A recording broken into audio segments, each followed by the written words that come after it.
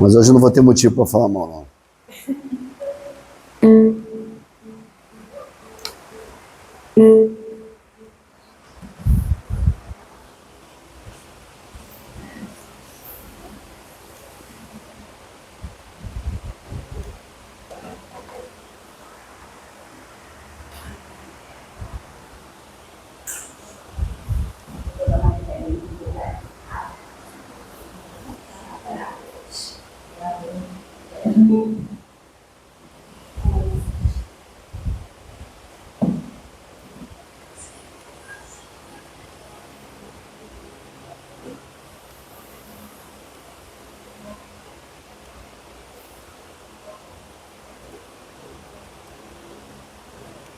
E pior que eu estava vendo, Vânia, eu falei essa mesma época no ano passado. Aí,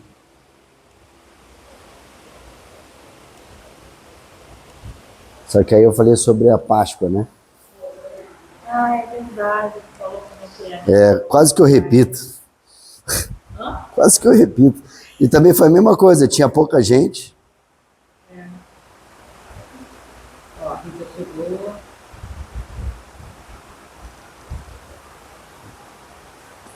Vamos começar?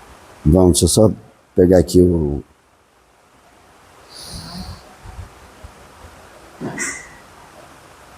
Peguei a senha do Wi-Fi que eu sempre esqueço. Tu lembra de cabeça? Ah, tá aqui. CA ou CEP.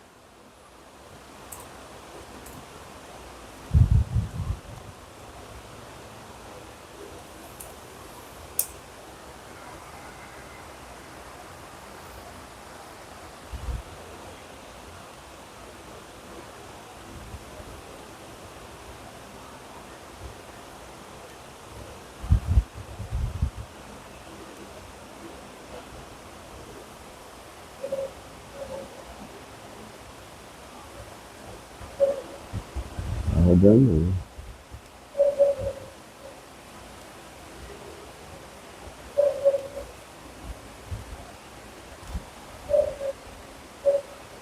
Agora tá navegando.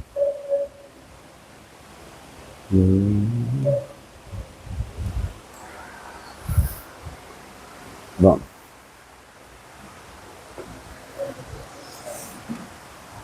Boa noite a todos. Mais uma vez. Vamos fazer uma leitura do livro Vinha de Luz, pelo Espírito de Emmanuel, psicografado por Chico Xavier. A prece recompõe. E tendo orado, moveu-se o lugar em que estavam reunidos. Na construção de simples casa de pedra, há que despender longo esforço para ajustar ambiente próprio, removendo óbices, eliminando asperezas e melhorando a paisagem.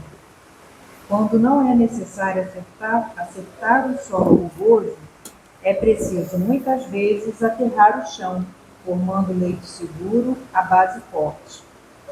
Instrumentos variados movimentam-se, metódicos no trabalho renovador. Assim também na esfera de cogitações de ordem espiritual, na edificação da paz doméstica, na realização dos ideais generosos, no desdobramento de serviços edificantes, urge providenciar recursos ao entendimento geral, com vistas à cooperação, à responsabilidade, ao processo de ação imprescindível. E, sem dúvida, a prece representa a indispensável alavanca renovadora, removendo obstáculos no terreno duro da incompreensão. A oração é divina voz do Espírito no grande silêncio.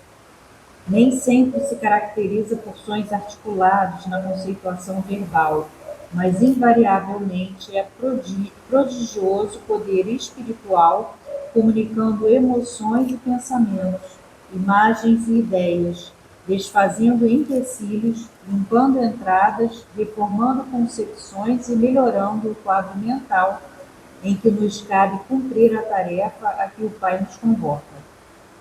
Muitas vezes, nas lutas do discípulo sincero do Evangelho, A maioria dos afeiçoados não lhe entende os propósitos. Os amigos desertam, os familiares cedem à sombra e à ignorância.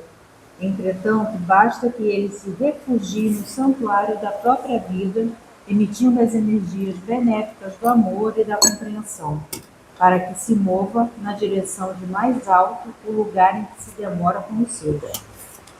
A prece tecida de inquietação e angústia não pode distanciar-se dos gritos desordenados de quem prefere a aflição e se entrega à imprudência, mas a oração tecida de harmonia e confiança é força imprimindo direção à bússola da fé viva, recompondo a paisagem que vivemos e traçando rumos novos para a vida superior.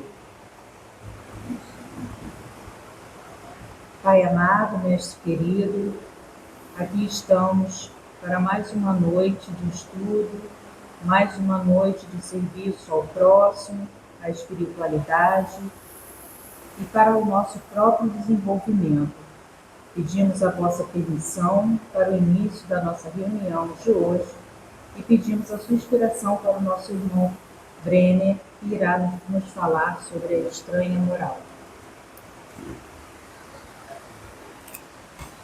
Deixa aberto aqui para eu usar no final. Assim. Boa noite. Hoje a gente chegou aqui, temos um público enorme. Tinha um gato parado ali na porta, nos aguardando, tudo fechado, e um gato. Eu falei, hoje vai ser bom. Hoje vai ser bom, né? Tem um gato, ele não pode reclamar, né? Não vai dizer que foi ruim, nem que foi boa, né? E se eu alimentar bem, ele ia sair daqui como? Satisfeito, né? Então, estava ótimo, né? O gatinho ali, mas ele não quis ficar, né? Talvez a ração ele ainda top, né? Já viu, né? Não, porque tem gente assim, né? Tem gente que escolhe, né? Ele olhou, ele foi, o Brenner, saída pela direita. Bom, não, fica à vontade. Ó, então, gente, a fala de hoje é exatamente sobre o que a Vânia falou, mas eu confesso a vocês que eu mudei um pouquinho, porque, como né, a gente já deve ter recebido pelos canais de WhatsApp, né, hoje é aniversário de Chico, né? Aniversário de nascimento de Chico Xavier, né, 2 de abril, né? E aí a gente está perto da Páscoa, aniversário do Chico, e a gente vai falar sobre uma coisa tão dura, né? Que é essa questão da estranha moral. Ela é dura, porque a rigor, pelo entendimento literal do que foi dito, é chocante. Traz uma estranheza. Por isso que Kardec chama de estranha moral, porque é estranho. É estranho escutar o que nós escutamos ao longo de 2000 anos de um espírito evoluidíssimo, como Jesus. E como diz Emmanuel, mais do que escutar e estranhar o que se escutou, é talvez refletir em onde está a conclusão que a gente está tomando. Porque o que o outro fala é por conta dele.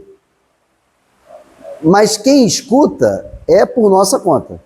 Então, às vezes, por exemplo, eu estou na escola, eu trabalho numa escola, eu sou coordenador de uma escola, e às vezes a criança diz para mim assim, mas eu só brinquei com ele. Eu só brinquei. Eu disse, então, mas a brincadeira tem que ser boa para os dois. Não, mas eu não falei nada demais. Eu falei, então, essa é a sua concepção. Mas se é de mais ou se é de menos, é a concepção do outro, não de quem fala. A palavra dura ela não deve ser analisada ao som de quem diz, a título de quem diz. A palavra dura tem que ser analisada a título de quem recebe. Então, a Vânia pode me dizer alguma coisa, e ela fala, não falei nada demais. E eu me senti extremamente ofendido. Pois é comum, né? E eu me senti ofendido. Porque a seta que é lançada, ela não volta mais. E a interpretação, ela é de quem escuta, sempre. É o que a gente chama hoje na sociedade de lugar de fala, né? Os diversos temas que a gente discute hoje socialmente, tem um lugar de fala e tem um lugar de escuta. Quem fala se acha no direito de falar. Quem escuta pensa, mas eu não queria ter escutado isso. E aí é o que a gente fala de empatia, né? Cuidar do outro, sobre o que fala, o que não fala. Isso é muito difícil. É muito difícil, porque nós agimos conscientemente de acordo como nós fomos formados, né? E Emmanuel deixa isso bem claro, né? Emmanuel fala, olha, a estranheza na interpretação da fala de Jesus não está em quem falou. Está na limitação do homem em entender o que ele falou. Essa é a estranheza. Então a estranheza não é o que foi dito. A estranheza é que hoje nós ainda temos dificuldade para analisar a profundidade da fala de Jesus. Ainda temos, são 2000 anos depois a gente ainda tem. E é por isso que a mensagem ela é tão moderna, tão aplicável aos nossos dias atuais. Sobretudo num planeta com mais de 1 bilhão de pessoas com algum tipo de transtorno. Escutar as falas de Jesus é extremamente consolador. As pessoas sofrem, as pessoas sentem dores, as pessoas são agredidas, as pessoas vivem num mundo de injustiça. E como era a época em que Jesus falava? Não era diferente. Os judeus eram praticamente escravos, hebreus à época, né? Ele falava para pessoas que na grande maioria das vezes, faziam uma alimentação por dia, comia uma vez por dia. O hebreu por si só comia uma vez por dia e normalmente era carboidrato. Imagina a gente hoje se alimentando uma vez por dia de carboidrato. Olha a dificuldade que é, né? Aqueles que moravam próximo aos rios, né? Eles ainda tinham acesso a alguma proteína, mas e quem não? Então era muito duro, né? Falar que para eles ali, eles eram o povo de Deus, eles eram aqueles que iriam herdar, mas ao mesmo tempo eles estavam passando o que estavam passando. É difícil entender, né? Então, por isso que Kardec, no capítulo 14, no capítulo 23 especificamente, do Evangelho segundo o Espiritismo, ele traz o tema, né? E ao trazer o tema, que ele chama estranha moral, né? Então, nesse tema, tem odiar pai e mãe, abandonar pai, mãe e filhos, tem deixar os mortos, o cuidado de enterrar os seus próprios mortos, e tem não vir trazer a paz, mas a divisão. Aí a gente olha, vamos dizer que nós não conhecêssemos Jesus. Alguém vem nos apresentar uma mensagem nova, e o que essa pessoa nos apresenta é um mestre que ele diz que é para deixar os mortos, cuidar dos mortos, é para abandonar os pais e os filhos, dizendo que não veio trazer a paz, mas a espada. O que a gente pensaria desse homem que acaba de chegar e ele falaria isso para a gente? Bom, o nome disso é anacronismo, que é olhar para o passado com a cabeça de hoje. Então a gente olha para o passado com a sociedade atual. Isso é um problema, porque eu não vivo aquela época, eu não sei exatamente do que ele estava falando. E Kardec mesmo, olha, alemão, francês, inglês, Kardec era um poliglota. E mesmo conhecendo o hebraico, ele vai a Pesiane para ler com ele cada palavra no idioma que ele não conhecia para poder ter certeza do que ele ia escrever. Então olha o cuidado de Kardec, né? E ele continua mais à frente, entre odiar os pais, isso aqui é só uma introdução, abandonar os filhos, deixar os mortos, não vir trazer a paz, num momento ele diz assim, tomadas a letra, tenderiam a transformar a missão desse mestre Jesus numa perturbação, fruto de discórdia. Seria uma discórdia total, né? Um homem que veio trazer amor, diz que veio trazer a espada. Um homem que veio trazer, que em tese deveria propagar a paz, diz que não foi isso que ele veio fazer aqui. Então Kardec continua, né? Porquanto Jesus não poderia desmentir-se, porque é um espírito elevadíssimo, né? Como é que ele iria desmentir o que ele mesmo falou. E aí, obviamente, fazendo aí analogia a Kardec, né, hoje, 2 de abril, né, Kardec disse, olha, uma maneira que eu arrumei bem de... Kardec, desculpa, Chico disse, uma maneira que eu arrumei bem para viver foi, eu dou aos outros o direito de serem como eles são. E eu quero ser melhor a cada dia. Então, cada um tem a sua opinião, mas eu quero ser melhor. Como é que eu faço para ser melhor? Né? Bom, para tentar entender esse contexto do que era a mensagem de Jesus, a gente tem que entender que Jesus era judeu. Ele não era cristão. Não era. Ele não propagou, entre aspas. Né? Ele não pegou uma Bíblia embaixo do braço, com Mateus, Marcos, Lucas e João, e foi propagar para todo mundo. Ele era judeu, usava a Septuaginta embaixo do braço, disse, não vim rever a lei nem destruir a lei, eu vim confirmá-la, mas confirmá-la no julgo do entendimento que deve ser realizado. Porque pensa assim, honrar pai e mãe não foi novidade para Jesus, porque isso é um dos 10 mandamentos, está dentro de um livro chamado Decálogo, onde tem lá os 10 mandamentos, que Moisés recebe isso no Monte Sinai, e estava lá, que deveria honrar pai e mãe. Então não era novidade. E vem Jesus para reformar essa lei, diz que é para odiar? Como é que é isso? Bom, mas como que ele falava? Vamos tentar entender, né?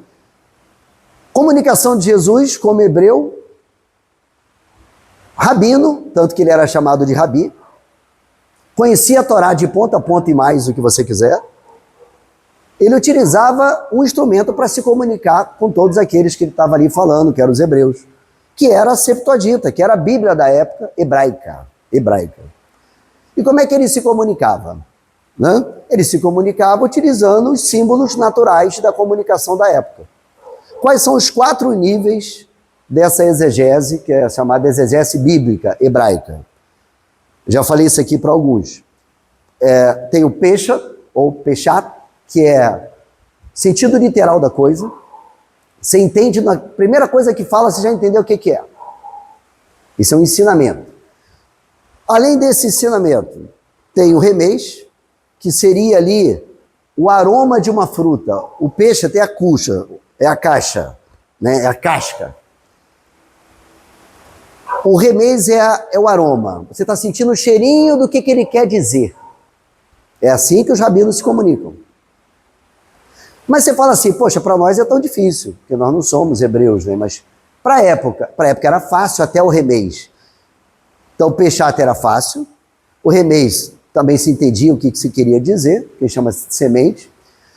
Quando chega no drash, é um nível já que precisa de um certo entendimento. Então, por exemplo, quando ele se referia às sementes, estava se referindo ao povo de Israel. Então, toda vez que ele fala em semente na Bíblia, é o povo de Israel.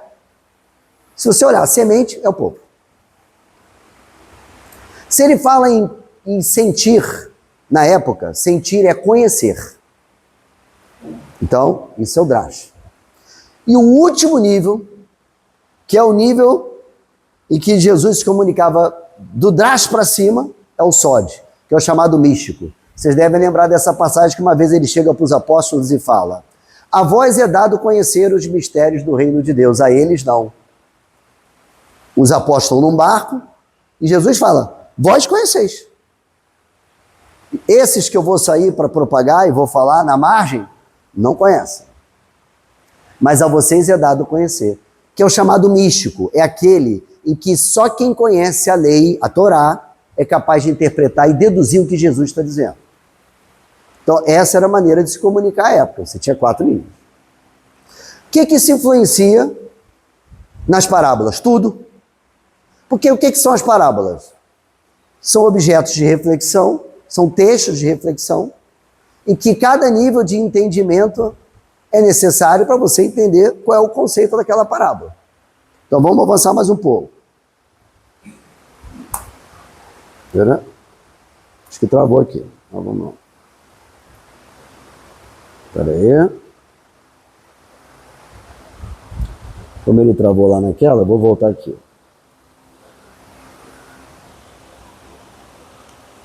Não vai dar para ler exatamente, mas eu digo o que está ali. Deixa ele botar. Bom, E ele não trouxe o vídeo, a gente bota lá o vídeo. Tá aqui. Então, por exemplo, honrar pai e mãe. Sabeis os mandamentos. Jesus disse. Não cometereis adultério, não matareis, etc. Isso está lá em Lucas. A gente já conhece. Por exemplo, eu passei pela religião católica, era todo dia, em toda missa tinha um trechinho. Honrai vosso pai e vossa mãe, assim de viverdes o tempo na terra que o Senhor vosso Deus vos dará. Isso já não está no Novo Testamento, já é do Antigo. No Antigo, ele diz assim, honrai o vosso pai e a vossa mãe, a fim de viver de longo tempo. O que ele está fazendo? O que o texto está trazendo? O que Moisés está dizendo ao povo? Está fazendo uma promessa. Se você honrar teu pai e tua mãe, você vai ter vida longa. Olha que coisa. Eu estou barganhando. Quer viver muito? Quero. Então honra pai e mãe. 40 anos no deserto, quando ele está vendo a cidade de Canaã, o Canaã, ele diz assim, honrai vosso pai e vossa mãe, ele muda, o Deuteronômio muda isso, a fim de ganhardes a terra, porque eles já estavam para entrar na terra. Então ele reforça que era para honrar pai e mãe, mas agora ele dá um biscoitinho. Vocês não estão aqui 40 anos no deserto? Vocês não querem a terra prometida? Honra vosso pai e vossa mãe. Claro, se a gente honra pai e mãe, o que vai acontecer? A população vai se multiplicar, não é? A gente vai viver em paz, essa paz do homem. Então honrar vosso pai e vossa mãe era um princípio. Só que quando a gente olha para isso, a gente acha que isso era absoluto. Na cultura judaica não é absoluto. Apesar de ser o único dos mandamentos que levava uma pessoa à morte. Poderia ser morta. Se não honrasse pai e mãe, poderia perder a vida. É o único. Mas por que ele é limitado? Vou trazer o exemplo do anacronismo de hoje. Eu e minha esposa estamos casados. Minha mãe adora ir lá em casa. Aí quando ela vai lá em casa, ela não quer ser minha mãe. Ela quer ser minha esposa.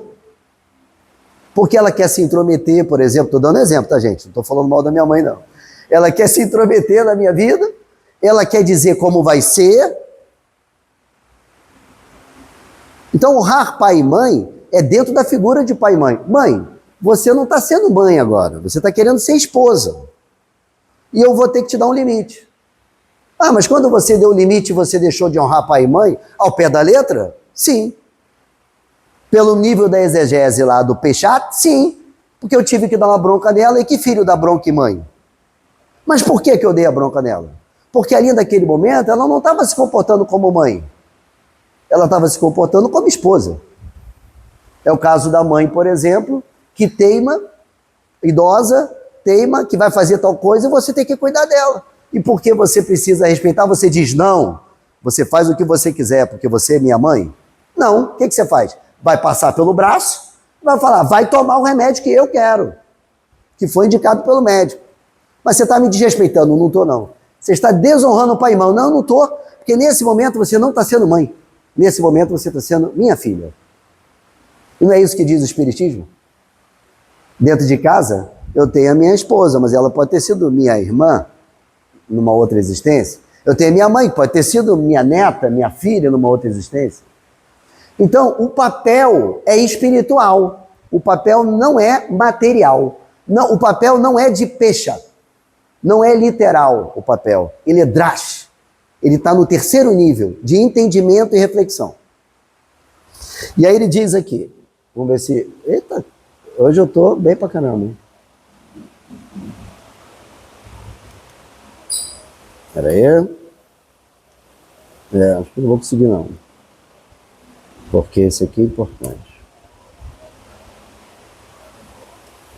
Bom, é esse aqui. E o De Chose, ele tem um trecho. Vamos ver se ele vai agora.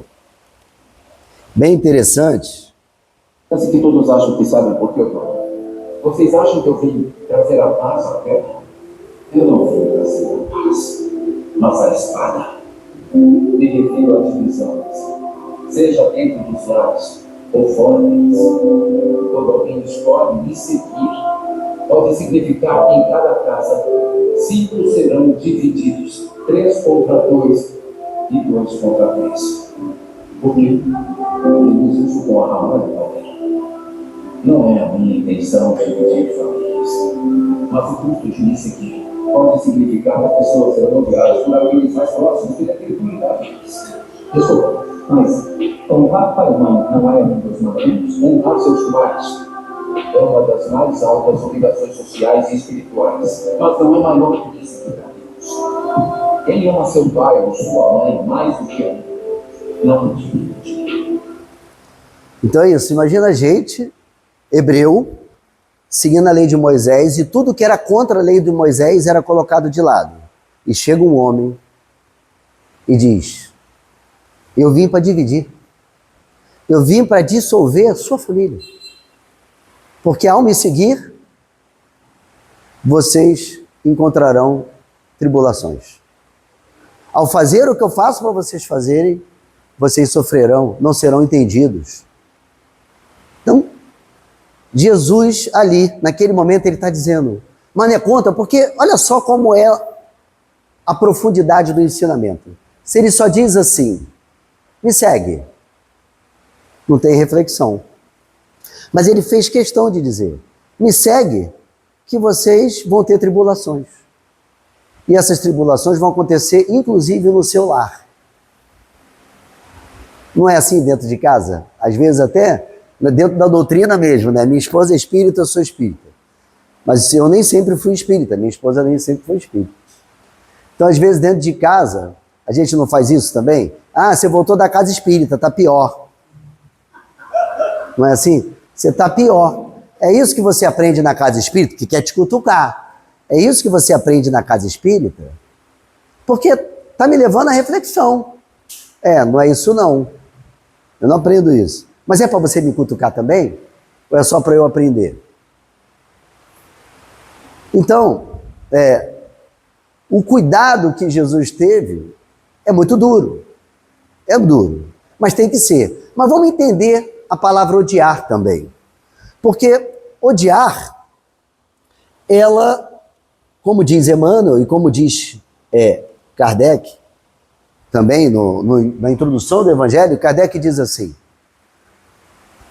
dada todas as traduções e todas as questões e os equívocos que podem ter ocorrido ao longo desses 2000 anos, a mensagem moral do Cristo, ela é simples, plena e perfeita. Mesmo que para isso você utilize uma palavra que foi mal traduzida. Um exemplo da palavra que foi mal traduzida é a palavra odiar. Né? Vou até pela essa parte. Eu já volto nela. Olha a palavra odiar. A palavra odiar, em hebraico, é siná. Siná. No contexto bíblico, ela tem muitas vezes significa um sentimento de malícia. Mas não é essa palavra que estava no texto em si. Quando o texto foi traduzido do hebraico para o grego, o hebraico é um idioma que tem poucas palavras para muita coisa. Então tem palavra que você só consegue entender se estiver dentro do contexto. Se estiver fora do contexto, você não entende. E dentro de vários contextos, ela tem vários significados. Bom, quer ver um exemplo de que realmente é uma questão de tradução? Essa palavra odiar, em Gênesis, Jacó diz assim, Jacó amou Raquel e odiou Lia. Como ele pode ter amado uma esposa e ter odiado a outra se ele resolveu estar com elas? Né? Por que ele teria odiado? Não, quer dizer que Raquel era preferida e Lia era a segunda. Então, esse siná, quando traduzido, quer dizer amar menos. Não quer dizer odiar, do contrário de amar. Então, se ele diz odiar pai e mãe, então você tem que odiar pai e mãe em detrimento do meu amor, do amor do pai, ele diz, você tem que amar menos o seu pai e a sua mãe do que você ama a Deus. É isso que ele está querendo dizer. Não sou eu que digo isso. Kardec, também no Evangelho segundo o Espiritismo, ele traz uma mensagem enorme de Santo Agostinho que confirma essa questão, essa tradução. Ou seja, amar menos, colocar em segundo plano. E por isso Emmanuel afirma: se alguma lição do Cristo nos parece contraditória, e se ainda não conseguimos alcançar algum entendimento edificante, consolador, iluminativo, de alguma fala, de algum gesto de Jesus, o problema não está nas palavras ou gestos de Jesus, mas o problema está no nosso entendimento. Porque o que a gente faz normalmente? A gente, peraí, isso que ele falou deve ser problema de tradução. Mas antes de dizer que é um problema de tradução, a gente tem que ver, mas será que não tem um sentido que eu não estou conseguindo alcançar, dado o estudo e o conhecimento que eu tenho hoje? E aí você vê várias denominações religiosas, por exemplo, no texto de odiar pai e mãe, bota aborrecer pai e mãe. Que você aborrece pai e mãe. O que é aborrecer? É amar menos, não é aborrecer, porque aborrecer ainda é ruim. Porque eu vou aborrecer meu pai e minha mãe por um sentido. Então eu vou aborrecer meu pai ou minha mãe porque eu estou seguindo Jesus? Não. E você encontra, são mais de 70 Bíblias, a grande maioria delas muda o texto, mas tem uma passagem, está aqui ainda nesse texto aqui, está no finalzinho, eu vou ler. Isso, odiar, está em Lucas. A melhor maneira que a gente tem quando tem dúvida dos evangelhos é ler um apóstolo e procurar o que o outro apóstolo falou da mesma coisa. Normalmente tem associação. Aí, Lucas disse, em 14:26, como as suas pegadas, Jesus, voltando-se, disse-lhe: se alguém vem a mim, não odeia o seu pai, a sua mãe, e a sua mulher e seus filhos, e seus irmãos e irmãs, mesmo assim, não pode ser meu discípulo. Aí olha o que Mateus diz na mesma passagem, em 10:37. Aquele que ama seu pai ou sua mãe, mais do que a mim, de mim não é digno. Pronto. Não precisava mudar o texto que Jesus teria dito em Lucas para aborrecer, porque Mateus já tinha dito o que era amar menos, ou era amar mais. Então bastava pegar o texto de Mateus para entender o que o texto de Lucas queria dizer. Né? Lá em Mateus 10:37. Bom, continua então. Quando ele diz, não vim trazer a paz, mas a divisão, o que ele está querendo dizer com isso? Hoje nós somos espíritas. O que a gente encontra quando a gente está tentando ser espírita?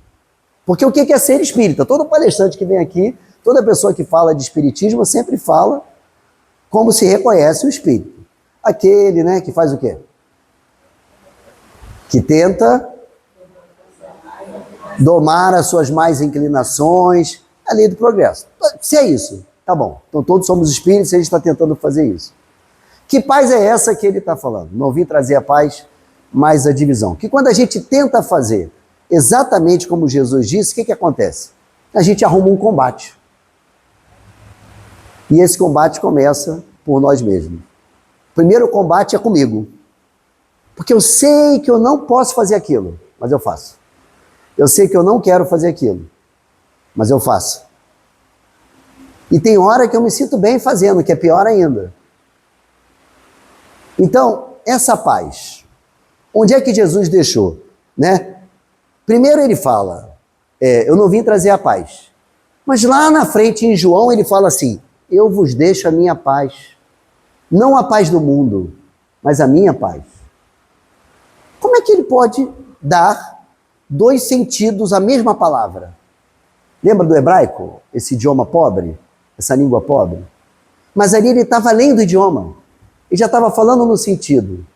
Quando é que Jesus fala, eu vos deixo a minha paz? Vamos lembrar aqui. Aqui. Nós estamos entrando na Páscoa, não é? Muito bem.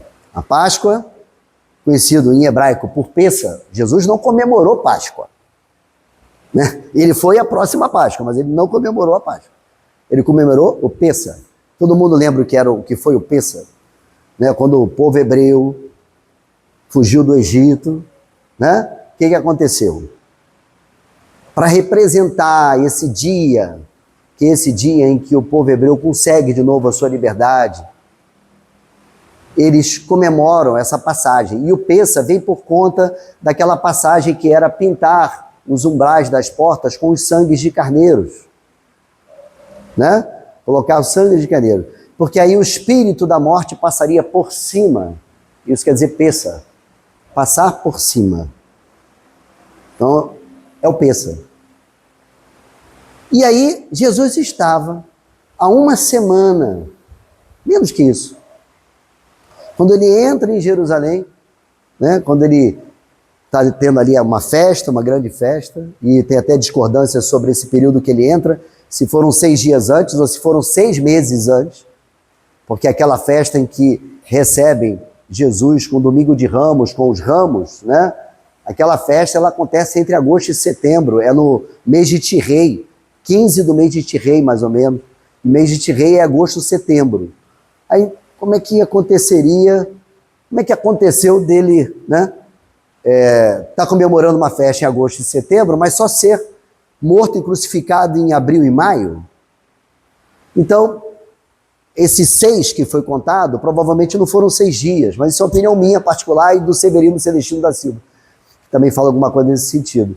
Mas talvez fossem 6 períodos, 6 grandes tempos, né? Que daria mais ou menos 6 meses, né? Setembro, outubro, novembro, dezembro, janeiro, fevereiro, março, abril, né? Por ali, mais ou menos isso, né? Quando eles colocam aqueles ramos no chão, eram as tendas dos tabernáculos, né? Que era a festa de Sucó. Por isso que se colocava ali, né? E se pronunciava aquilo que se pronuncia muito nas igrejas, né? Que era o Rosana nas alturas, não é isso? A gente não fala Rosana, mas não é Rosana, é Rosh Hashanah. E aí foi se traduzindo, virou Rosana.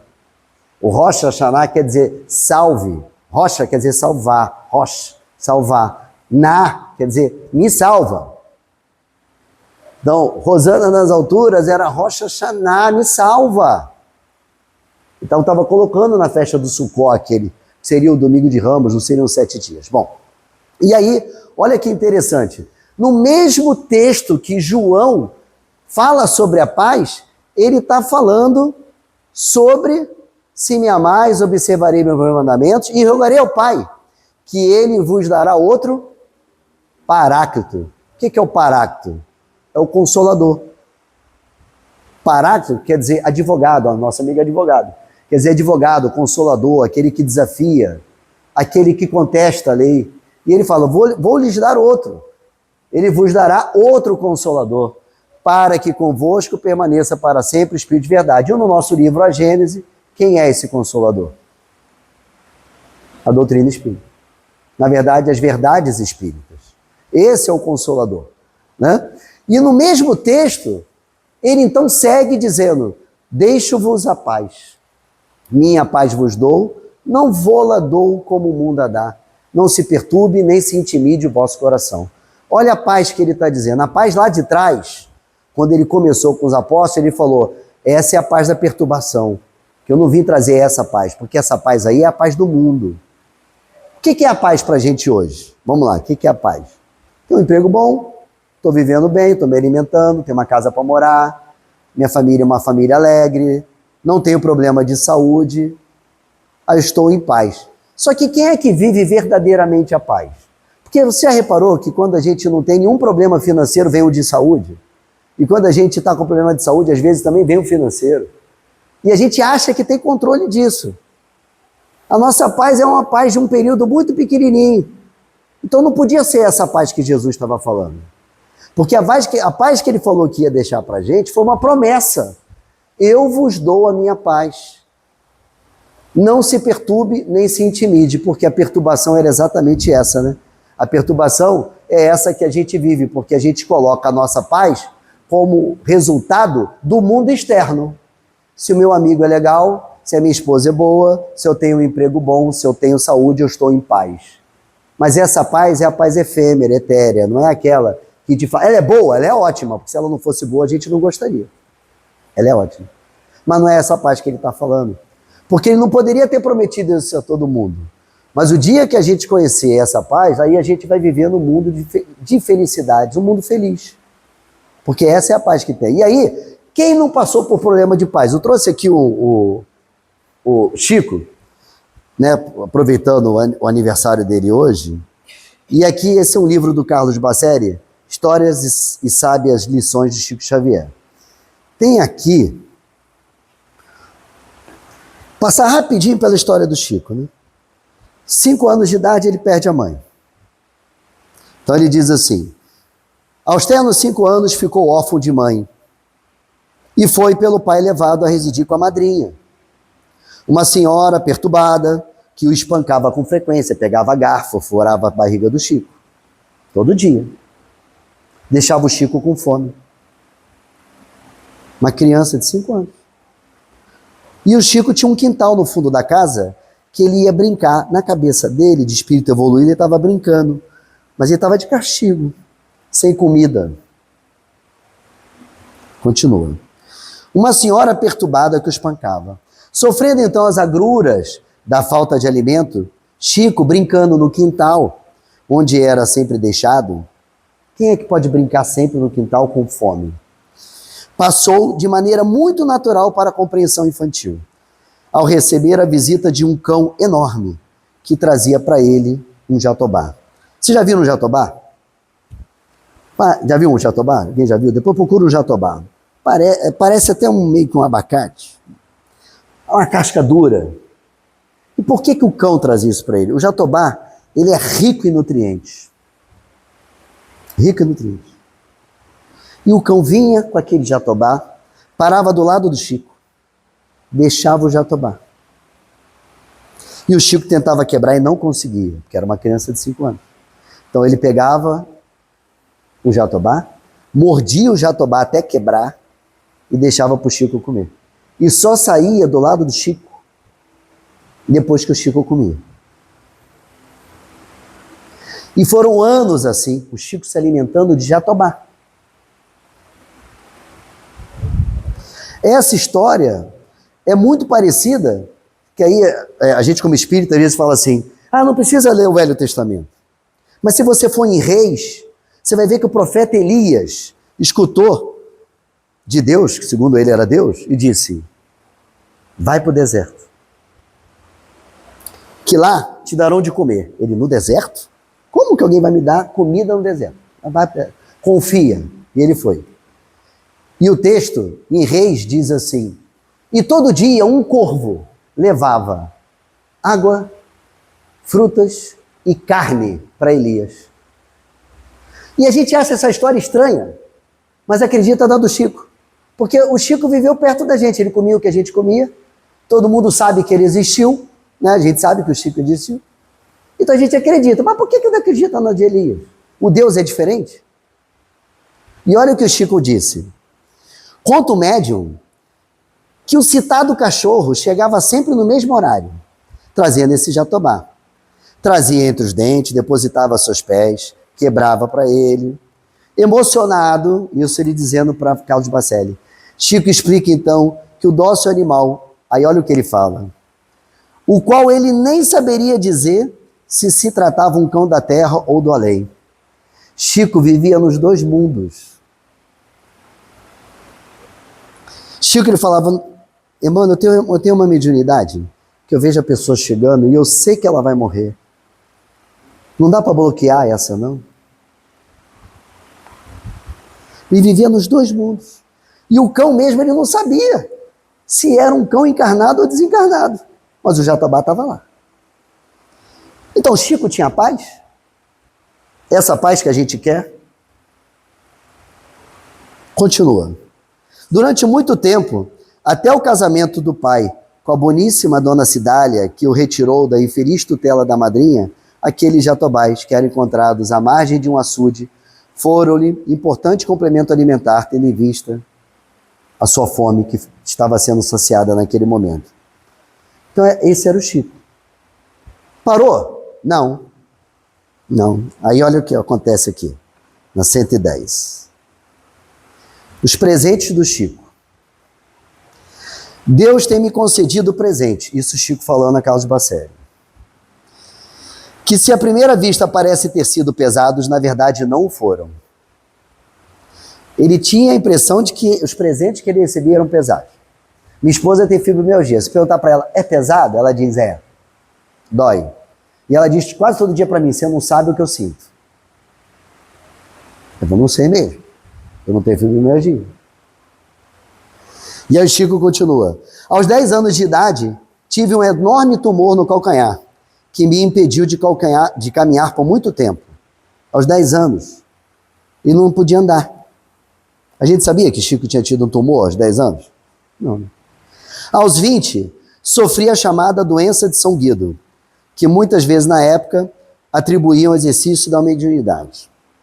Aos 30, ele só está falando de 10 em 10, fora o que aconteceu no meio. Aos 30, fui considerado tuberculoso pelo médico de Pedro Leopoldo. Não tinha cura, tá? Não tinha cura.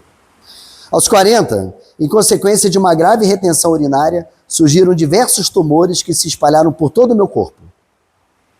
Aos 50, veio a amiga pectoris, dor no peito, angina.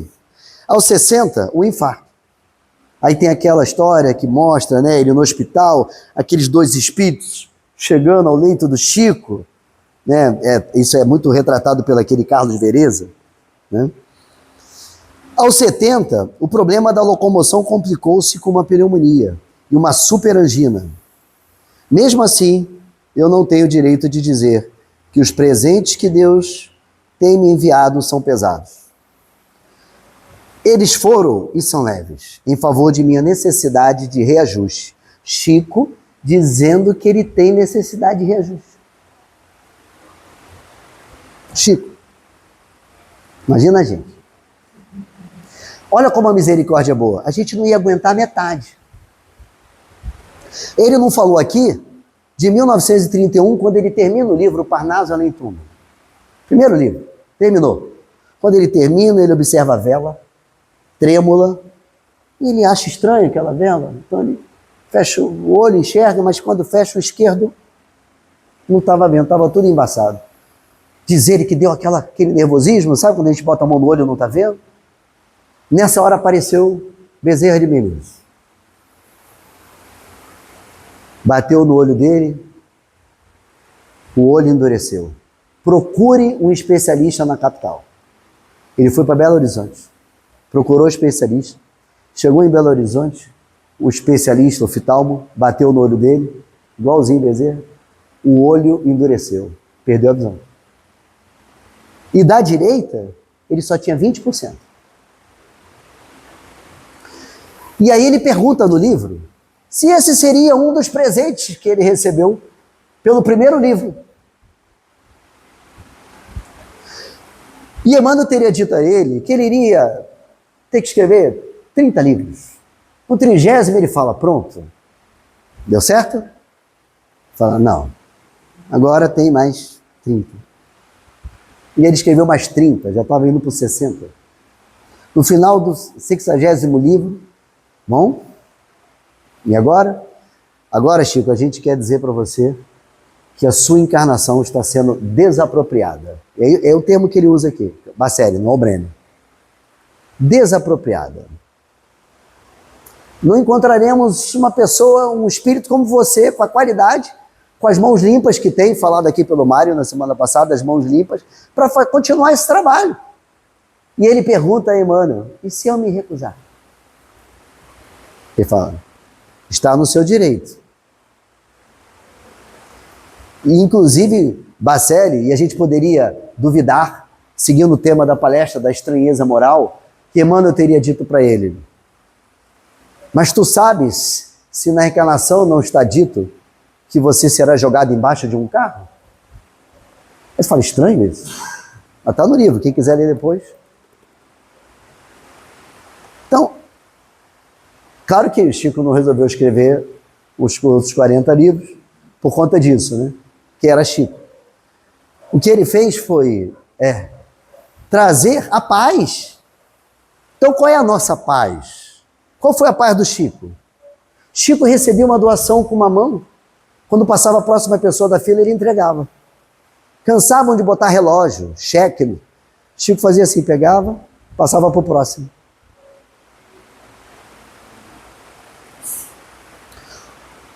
Diversas vezes foi chamado de charlatão, foi parar na revista Cruzeiro. E o jornalista, que tinha por missão desmascará-lo, converteu-se ao espiritismo. Que recebeu um livro autografado pelo Chico com o nome verdadeiro dele, sendo que ele tinha dito o nome falso para o Chico. E ele escreveu, ele pegou o livro, foi embora.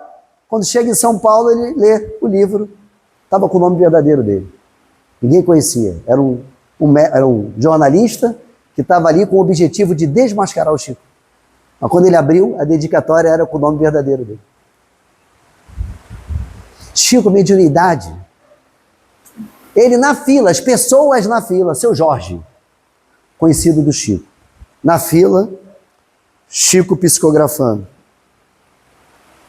As pessoas faziam, dava cartinha embora, dava cartinha embora. E ele está na fila, ele, nossa, essa fila está demorada. Muito tempo, e 2 horas, e 3 horas na fila. Chega uma hora que ele olha para o Chico e fala, nossa, o Chico está gordo, parece até um sapo. Ele pensa. Quando ele chega na frente do Chico para pegar a carta, oi, seu Jorge, oi, tudo bem? Oi, Chico, como é que você está? Tô bem, meio gordo, parecendo até um sapo.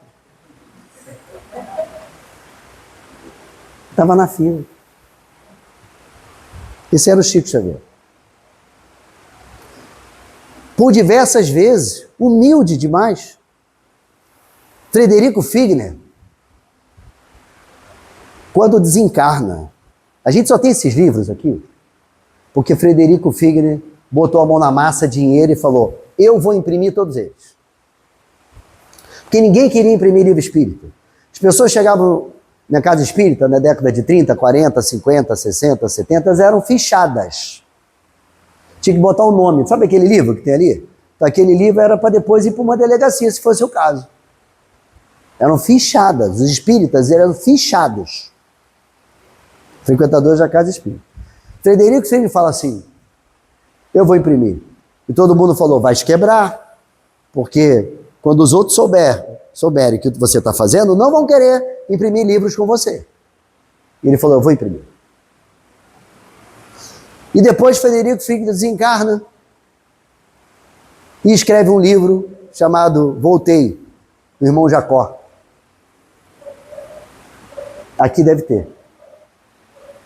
E ele diz que ele chega no outro plano, depois de ter feito tanta caridade, ele chega no outro plano, ele sequer conseguia dar mensagem pelo médium. Não chegava a vez dele. E ele estava doido para falar tudo o que ele estava vendo, o que estava acontecendo no plano espiritual, e ele queria informar as pessoas, olha, eu tenho que avisar vocês o que acontece aqui desse lado. Eu tenho que avisar. Só que ele não chega com a luz que ele achou que chegaria. E Chico, e conversa com o irmão, com Jacó, que é esse pseudônimo do filho. Não tem como dizer para ele que ele não está com aquela luz toda. O Chico não diz isso para ele. E Bezerra diz assim, ele não sabe que eu estou aqui. Se ele descobrir que eu estou aqui, ele vai deduzir, se ele não está me vendo, espírita que é, que ele não tem a luz que ele acha que tem. E Chico, doutor Bezerra, eu não tenho visto o doutor Bezerra por aqui. Já estou aqui um tempão, não vejo o doutor Bezerra. Eu também não tenho visto, meu filho. Estava ali do lado. Mas não estava na mesma sintonia, na mesma vibração. E só quando ele faz um exercício da humildade é que ele vê nascer uma luz dele. E aí ele vê todos aqueles espíritos evoluídos que ele achou que um dia veria. Então qual é a nossa paz? Qual é a paz que Jesus deixa para a gente? É a nossa armadura. Mas a nossa armadura não é a armadura que nos protege do mundo exterior. A nossa armadura é que nos protege de nós mesmos. Porque é sendo paciente que eu vou tratar a angústia do terceiro. É sendo caridoso que eu vou entender o egoísmo dele. É sendo humilde que eu vou entender por que aquele meu filho faz o que faz comigo. Porque se eu fizer com ele o que ele faz comigo, eu não estou exercendo a humildade. Então eu tenho que entender que isso não me pertence. Não me pertence. Então nós temos que entender que as agressões do mundo, assim como as entregas que são saudosas, que as acabam nos subornando, essas entregas do mundo, não nos pertencem. Isso nós já estamos convencidos que todos vamos desencarnar e que a gente não vai levar essas coisas daqui. Mas será que a gente conseguiu mudar? E aí, para fechar, tem uma passagem do livro do Espírito de Verdade, Renúncia, que diz assim: se teus pais não procuram a intimidade do Cristo, renuncia a felicidade de vê-los comungar contigo o divino banquete da Boa Nova e ajuda teus pais a si mesmo. Se teus filhos permanecem distantes do Evangelho, renuncia no contentamento de sentir-lhes o coração com o teu coração na senda redentora e ajuda teus filhos. Se teus amigos não conseguem ainda perceber o amor de Jesus, renuncia à aventura de guardá-los no calor da tua alma, ante o sol da verdade, e ajuda os teus amigos. Ou seja, para de gerar expectativa no terceiro. Porque foi o que Chico disse aqui na nossa introdução. Cada um tem o direito de ser o que é, e a gente tem que ser melhor. Nosso problema é que a gente deposita muita expectativa na minha esposa, no meu filho. Todos tiveram a mesma criação, cada um é de um jeito e cada um faz o que faz. Porque a minha expectativa é essa. Mas cabe a eles fazer o que eles precisam fazer, e cabe a mim entender que eu não posso exigir isso deles. Não posso. Renúncia com Jesus não quer dizer deserção. Expressa devotamento e amor. Nele mesmo, o Senhor, vamos encontrar o sublime exemplo. Esquecido de muitos e por muitos relegados às agonias da negação, nem por isso se afastou dos companheiros que lhe deram as angústias do amor não amado. Jesus, com os 12, vê um levantar, nessa passagem. Judas. Beija ele no rosto e diz para ele: vai e fazes o que tens que fazer. Ele ia entregar Jesus. Aí a gente pensa, por que os outros 11 não o impediram? Quem é que levanta de um peça, no meio de um peça, para fazer isso? Por que não impediram? Conhecer a cultura da época é o suficiente para isso. Jesus, desde o início, deu uma sacolinha para Judas e falou: tu cuidarás dos recursos do apostolado. Ele era o tesoureiro dos 12. E no dia de Pêssar, tem um que levanta para doar aos pobres. Ele levanta e vai doar. Mas ele não foi doar. Então por que ninguém estranhou? Porque conhecer os costumes da época é entender por que as coisas acontecem do jeito que elas têm que acontecer. Mas o mais bonito disso tudo é que Jesus, desde o início, deu a sacolinha para ele. Porque ia ser ele, que estava no querer dele e no escolher dele fazer o que ele fez. Estava escrito. Porque assim deveria ser cumprida uma profecia que dizia que mais um profeta, e o último, o Messias, o Mexiá, iria ser traído pelo próprio povo. Iria ser amado por muitos que não dos seus. Não dos seus. Mas seria como todos os profetas, assim o foi. Seria amado por todos os outros. E foi o que aconteceu. Nós não somos hebreus e nós estamos aqui falando dele. Porque assim aconteceu. E quando ele na cruz diz: Pai, por que me abandonaste? De novo ele está cumprindo um salmo. Que é o Salmo 22, 23, que está escrito lá. Ele só repetiu o salmo. Ele não estava reclamando. Ele repetiu.